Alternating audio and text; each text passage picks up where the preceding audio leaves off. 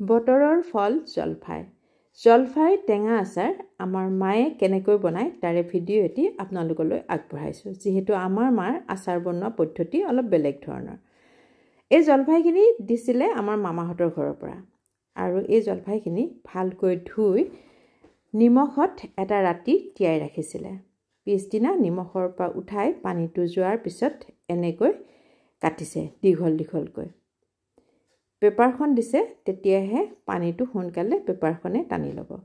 আৰু তাৰপিছত এটা ৰ'দ লগায়। আৰু ৰ'দ লগাওঁতে তাৰ আগতে কি কি দিছে মই দেখুৱাই আছোঁ। ইয়াত দিছে নিমখ আৰু হালধি।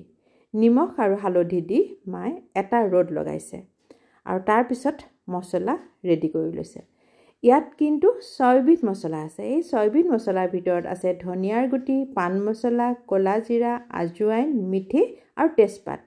এই গোটেইখিনি শুকান কেৰাহীত অকণমান গৰম কৰি ঠাণ্ডা কৰি লৈ গুড়ি কৰিছে। আৰু এই গুড়ি কৰোঁতে বহুত বেছি মিহিকৈ গুড়ি কৰা নাই। অকণমান দেখিছেনে, বহুত বেছি মিহি হ'বলৈ নাই দিয়া। আৰু তাৰপিছত ৰ'দত শুকাই যিখিনি জলফাই আছিলে শুকোৱা, সেই শুকোৱা জলফাইখিনি দেখিছেনে বহুত বেছি টানকৈ শুকাবলৈ নাই দিয়া। ইয়াত দিলে সেই 6বিধ মছলাৰ গুড়িটো। এই 6বিধ মছলাৰ গুড়িত আছিলে, আকৌ এবাৰ কৈ দিছোঁ, ধনিয়াৰ গুটি, পাণ মছলা, ক'লা জিৰা, আজৱাইন, মিঠি আৰু তেজপাত। ইয়াৰে দিলে 3 চামুচ। আৰু তাৰপিছত দিব এইটো সৰিয়হৰ গুড়ি। সৰিয়হৰ গুড়ি দিলে 2 চামুচ। আৰু অকণমান দি দিলে। এতিয়া দিব জলকীয়াৰ গুড়ি। জলকীয়াৰ গুড়িটো বহুত বেছি নিদিয়ে। জলকীয়াৰ গুড়িটো ইয়াতে দিলে 2 চামুচ।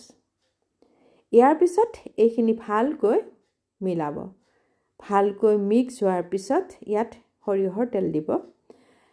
মায়ে যেতিয়া আচাৰ বনায় বা যিকোনো কাম কৰে, মই বহুত বেছি ভিডিঅ' কৰিবৰ কাৰণে সুবিধা নাপাওঁ। মায়ে পটাপট কৰিয়ে দিয়ে। ইয়াতো গোটেইখিনিত মই কেমেৰাত ধৰি ৰাখিব নোৱাৰোৱেই। তথাপিও মই যিমান পাৰোঁ চেষ্টা কৰিছোঁ ধৰি ৰাখিব। তাৰ মাজতে মায়ে অকণমান মই ইফাল সিফাল হওঁতে ভিনেগাৰ দি দিলে। সেয়ে মই সেইখিনি কেমেৰাত ধৰিব নোৱাৰিলোঁ। আপোনালোকে শুনিলে হয়তো ধৰিব পাৰিব। প্ৰত্যেকে জানে আচাৰত ভিনেগাৰ দিবই লাগে। এতিয়া ইয়াতে দিব সৰিয়হৰ তেল। সৰিয়হৰ তেল গৰম কৰি ঠাণ্ডা কৰিছিলে একাপ, আৰু সেইটো এতিয়া দি দিলে। আৰু এইখিনি মিলাব ভালকৈ। মিলাই যাতে আচাৰখিনি ভালকৈ জলফাইখিনিত তেলটো সোমাই যায় তেনেকৈ মিক্স কৰিব। আৰু তাৰপিছত আমি যিহেতু কামবিলাক ৰাতি কৰোঁ, এয়া ৰাতি কৰিছে, ৰাতিপুৱা এইখিনি থৈ দিব ৰাতিপুৱালৈ। আৰু ৰাতিপুৱা এইখিনি ৰ'দাব। এনেকৈ 2-3 দিন ৰ'দত দিয়াৰ পিছতহে মায়ে বটলত ভৰাব।